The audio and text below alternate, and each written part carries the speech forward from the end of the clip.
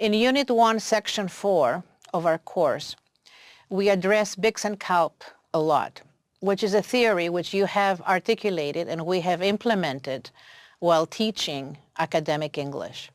Could you please tell us what the acronyms stand for and what is the difference between the two? Okay, BICS stands for Basic Interpersonal Communicative Skills, and CALP stands for Cognitive Academic Language Proficiency.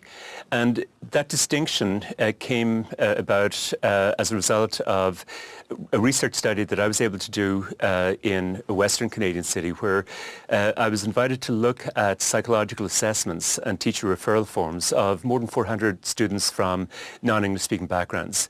The psychologists in the particular school district were concerned in case the measures that they were giving, such as the Wechsler intelligence scale for children, might not be valid for these students, and they didn't know when the test might become valid. So I went through these assessments, and a striking pattern emerged. What was very frequent in the teacher referral forms were comments like, Jose arrived 2 years ago from Latin America and he's learned English very well, he speaks it fluently, but I'm really concerned that he may have some kind of learning disability because his reading skills are so far behind the rest of the class. Please advise if some special education issue is involved.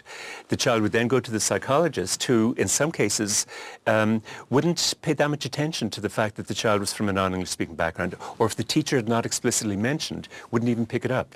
And so typically the students were doing much better in the non-verbal parts of the test as compared to the verbal. And so what this suggested was there's something going on here where children are picking up fluency and the phonology of English fairly quickly, but there's still a gap there. And the pieces of the puzzle came together when I came to Toronto, and I was able to reanalyze data from the Toronto board.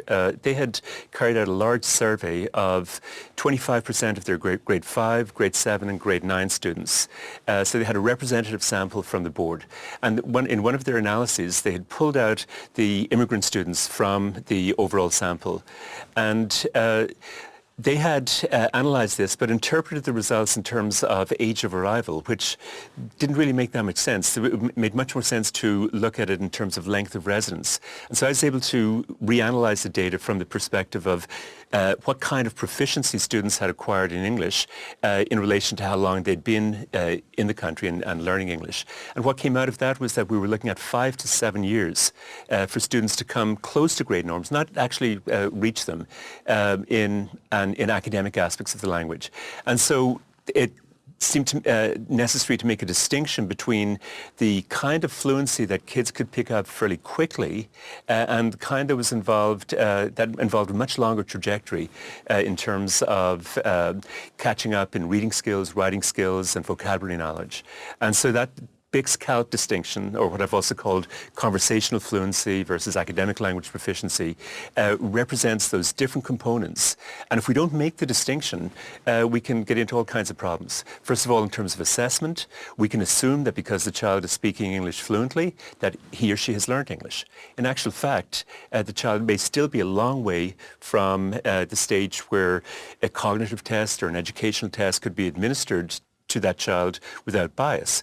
And so we risk assuming that a child has some kind of learning difficulty or processing problem because they're doing poorly on the verbal parts of the test, when in actual fact it's the normal trajectory in terms